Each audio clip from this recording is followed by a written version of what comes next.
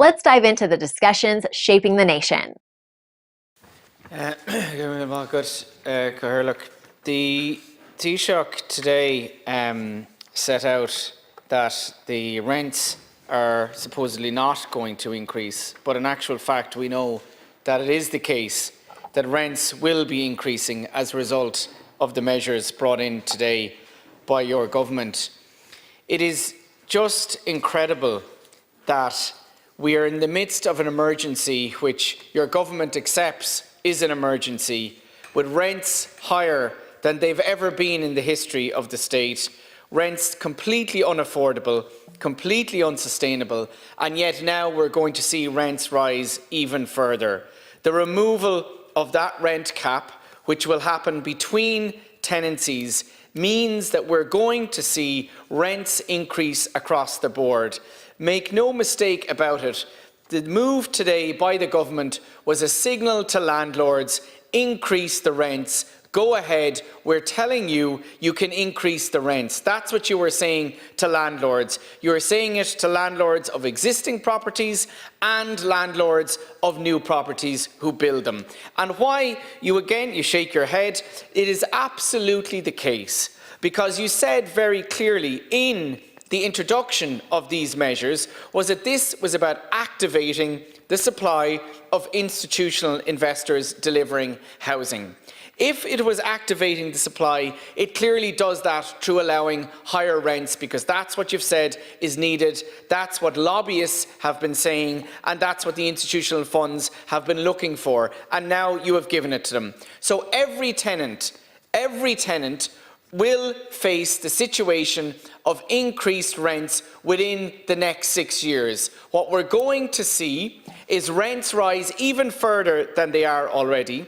What we're also going to see is that in between now and March, when the changes come in, landlords evicting tenants in order to get them out so that they then can have the market rent charged beforehand. Of course they can. They are doing it. They are doing it every day. How many evictions was there last year? Thousands and thousands of evictions. They can evict through a tenant, through the eviction the ways that they have, through the sale of the property, through a family member. Landlords are on the radio already saying that they are leaving properties vacant for 2 years so that they can charge the market rent. They now know that next March they will be able to charge the market rent full stop. That is what you are allowing them doing. And the idea as well that you're introducing protections for renters. The renters, half of all renters will not get these protections because they're in properties owned by landlords who own less than 3 properties. And make no mistake about it, anyone who's lived in the private rental sector in this country knows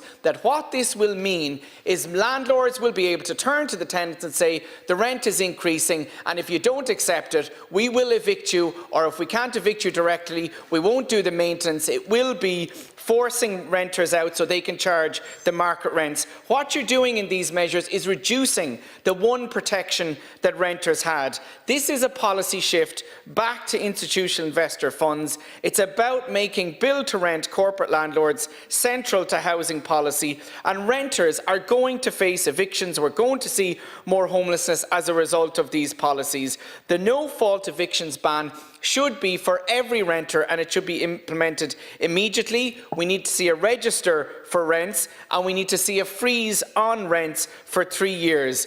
What has happened here is that the government has been lobbied very, very heavily by the institutional investors, by landlords. That is so clear. The records are there. The lobbying register shows it. And what you have done is bent to those lobbyists rather than protecting renters. Renters already in this country are struggling. They are in poverty. They can't afford food. They can't afford to put in terms of the basics, in terms of health, and we've got families, we've got children going into homelessness as a result of this. And what you've done today is making matters even worse, and it is going to lead, as I said, to rising rents further. And the question is, when are the rents high enough?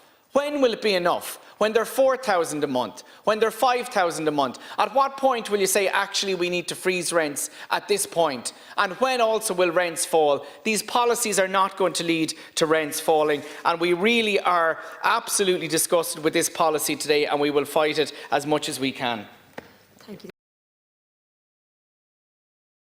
Like, share, and subscribe, and let us know your thoughts in the comments. We'd love to hear from you.